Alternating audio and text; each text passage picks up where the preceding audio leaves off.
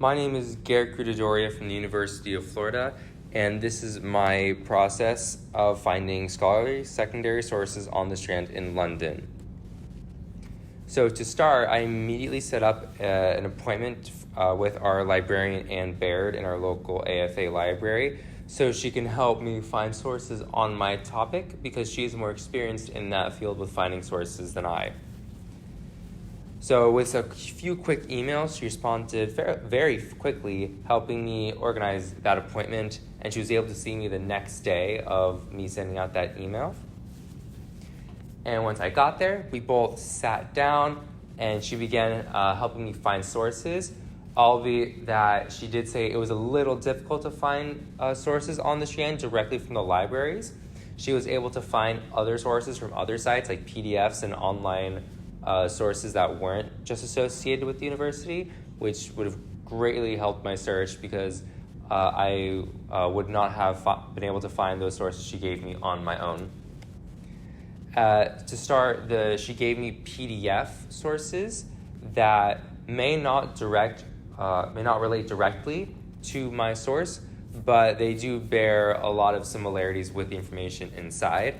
So the first one she gave me was William Blake's Last Residence, the London Bridge and its symbolic identity in the Regency metropolis, the dialectic of civic and national pride, and the construction of Northumberland House and the patronage of its original builder, Lord Henry Howard.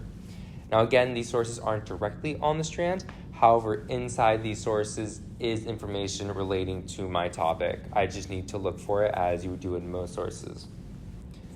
The next set of sources she gave me were two JSTOR articles with the citations and a lot of background info already included with them, along with a downloadable PDF copy, including location, Cecil House in the Strand, and Salisbury House in London, the Strand Palace of Sir Robert Cecil.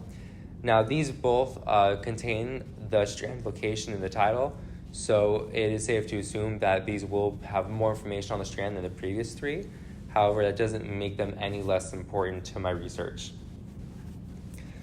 And as our time was coming to a close for the meeting, she helped me out one last way and gave me a textbook code for a book in a different library called Library West on the north end of campus that could prove to be of some use to me.